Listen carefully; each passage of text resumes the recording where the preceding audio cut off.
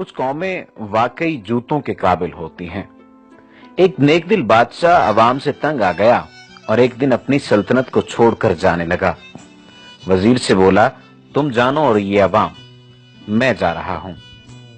बादशाह के साथ सल्तनत में झाड़ फूंस करने वाला एक खाकरूब भी साथ हो लिया। बादशाह खाकरूब से बोला, मैं तो पता नहीं कहां कहां धक्के खाऊंगा, तुम क्यों मेरे साथ हो लिए? खाकरूब बोला, बादशाह सलामत, आप सल्तनत के मालिक थे तो खिदमत की, आगे भी जब तक सांस रही खिदमत करूंगा। अलगरज दोनों चलते चलते एक दूसरे मुल्क पहुंचे जहां का बादशाह वफात पा चुका था और नए का चुनाव होना था, जिसका तरीका ये था कि मुल्क की सारी अवाम एक बहुत बड़े ग्राउंड में जमा हो जाती और एक परिंदा उड़ा दिया जाता। ये परिंदा जिसके सर पर बैठ जाता वही बादशाह बन जाता। बादशाह ने खाकरूब से कहा, चलो हम भी ये तमाशा देखते हैं कि कौन बादशाह बनता है। अलगरज वो दोनों भी मजमे में शामिल हो गए। परिंदा उड़ाया गया।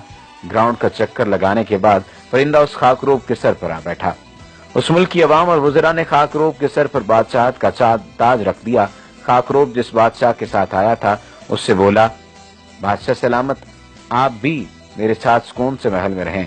बादशाह बोला, नहीं, बादशाहत वाली जिंदगी से मैं उकता चुका हूँ, बस मैं महल से बाहर एक झोंपड़े में रह लूंगा। तो खाकरूब बोला, ठीक है, दिन में बादशाहत करूंगा और रात को आपके साथ रहूंगा। खाकरूब की बादशाहत का पहला दिन था। दरबार लगा हुआ था। इतने में एक फरियादी आया और कहा, फलां बंदे ने मेरी चोरी की।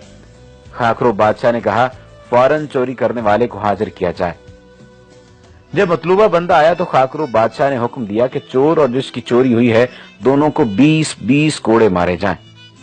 सब हैरान हुए कि ये सब क्या हो रहा है, लेकिन बादशाह का हुक्म था।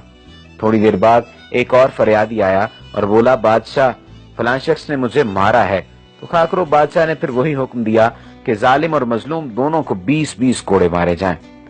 अलगरज दिन में जितनी फरियादें आई उसने जालिम और मजलूम दोनों को कोड़े मारने का हुक्म दिया। रात को जब खाकरूब बादशाह की झोंपड़ी में पहुंचा तो बादशाह ने कहा, ओ भाई, ये सब क्या तमाशा था, तुमने सबको पिटवा दिया। लोग कह रहे हैं बहुत जालिम बादशाह है।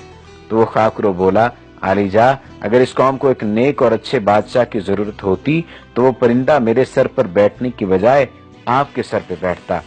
ये जैसी कौम है उसको वैसा ही हुक्मरान मिला है। कुछ कौमें वाकई जूतों के काबिल होती हैं। ऐसी मजीद अच्छी वीडियोस के लिए हमारा पेज डेली जमील लाजमी लाइक कीजिए ताकि आइंदा आने वाली तमाम वीडियोस आपको मिलती रहें।